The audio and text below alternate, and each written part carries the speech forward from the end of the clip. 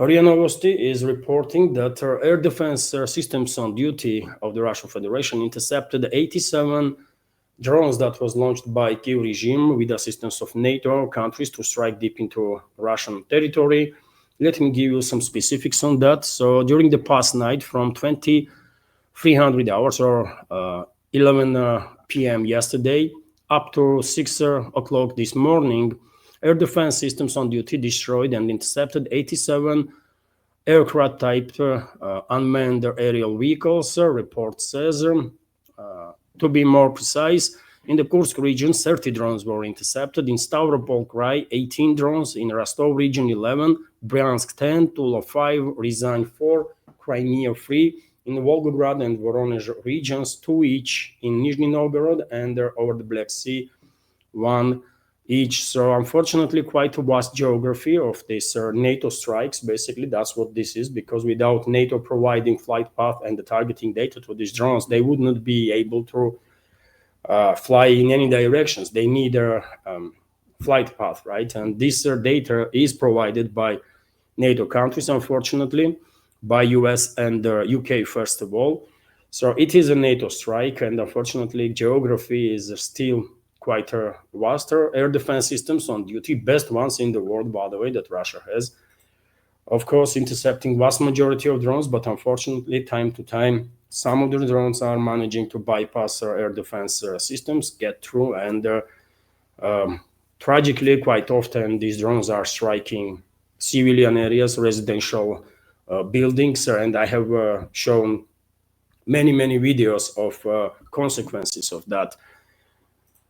To continue, dear friends, TASS news agency is reporting that more than 100 Russian residents injured in Ukrainian airstrikes in the past week.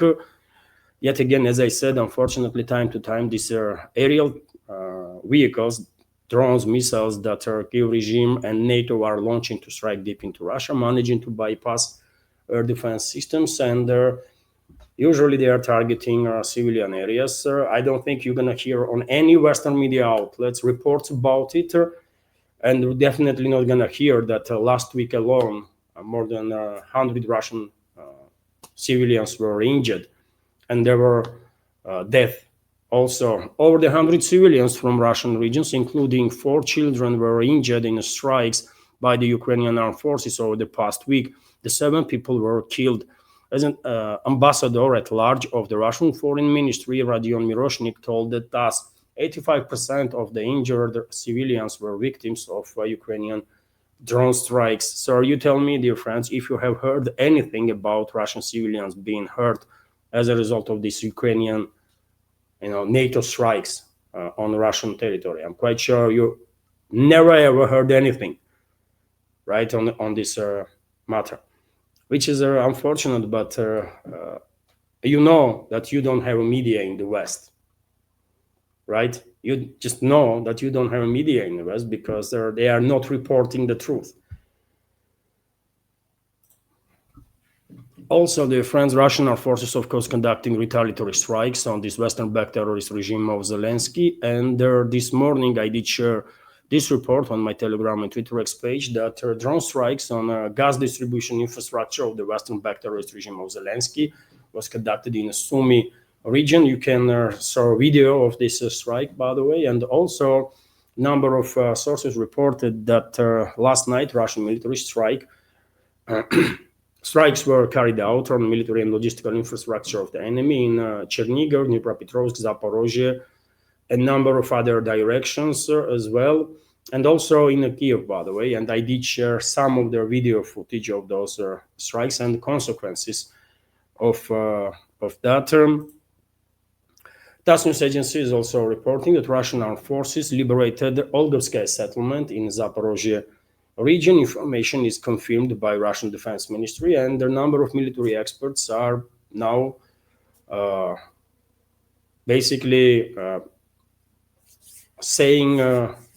claiming that Russian militaries began a sectoral scale offensive operation in Zaporizhia region. I'm no military expert, so I don't have a strong opinion on the matter, but Russian troops are advancing all along the front line and liberating more and more settlements in all sectors: Zaporizhia sector, DPR, Dnipropetrovsk region, Kharkov region, Sumy region. So I would not be surprised at all if these claims of number of military experts are true, actually, and Russian troops liberated Olgovskaya settlement. Not just liberated Olgovskaya settlement, but also conducting or preparing launch of sectoral scale offensive operations. And due to successful operations of the Russian armed forces, Kiev regime is becoming more and more desperate, of course, and their Western backers, and out of desperation and hysteria, I guess, they are beginning to fight, in between, right, each other, and they are beginning to blame for losses on position and the manpower on each other. And for example, on this very topic, we have this report that head of Kiev regime's so-called general staff, Sirsky, dismissed the commanders of 17th and the 20th Corps, Vladimir Silenko and Maxim Kitugin, from their positions due to losses of positions at the front. This was reported by publication Ukrainian Pravda,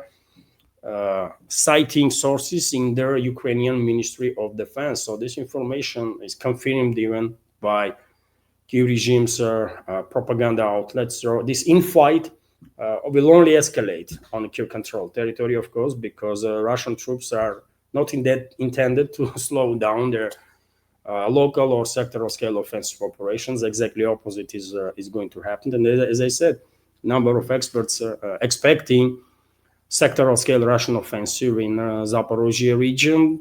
Maybe, I don't know. Also, dear friends, excuse me, I already mentioned that Russian troops are advancing quite successfully in the Dnipropetrovsk region too. About 10 settlements, if not more by this time, already been liberated, and the Kiev regime is beginning to conduct mandatory evacuations from the Dnipropetrovsk region. We have this report that a forced evacuation of families with the children has been announced in 18 settlements of the Sinyalinsky district in the Dnipropetrovsk region of Ukraine. The Ukrainian publication Strana UA reports citing the regional military administration. We have a quote from this report. In the Dnipropetrovsk region, the zone of forced evacuation of families with children has been expanded to 18 more settlements in the Sinelkovsky district. Local authorities, military authorities of Kiev regime report. It is specified that they are talking about the villages of Pokrovskoye and their neighboring settlements, Andreevka, Bogodarovka, Bratskaya, Отрадная, Volnaya, Водяная, Гай, Добропасовая, Livadная, Novoalexandrovka, Novoskelevatove, Alexandrovka, Atrishki, Pisansky, Skotovataya, Stara Konstantinovskaya, Chernenkovo.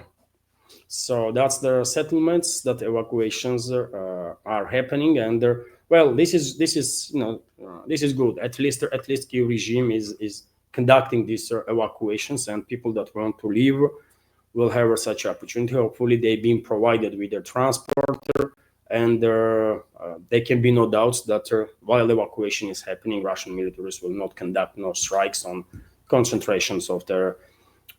Not just the Russian troops never conduct strikes, intentional strikes on concentration of civilians, but Russian troops probably will maintain certain pause from strikes on Kiev regime's forces, even that might be involved in evacuation of the civilians.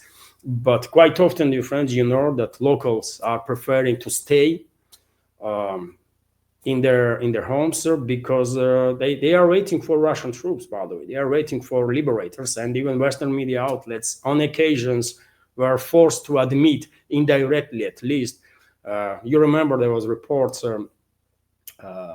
relatively recently, by the way, from in one of the Western media outlets, Italian or Spanish, when members of neo-Nazi formations of the Kiev regime were complaining that locals are not leaving, they are waiting for Russians to come.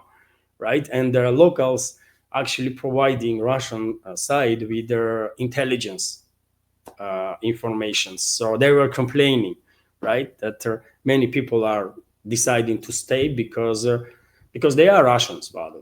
They are Russians. They're not being brainwashed by Western propaganda or the propaganda of this Western-backed terrorist regime of Zelensky and whatever was before that, right? So they want to stay and they are waiting for Russian liberators.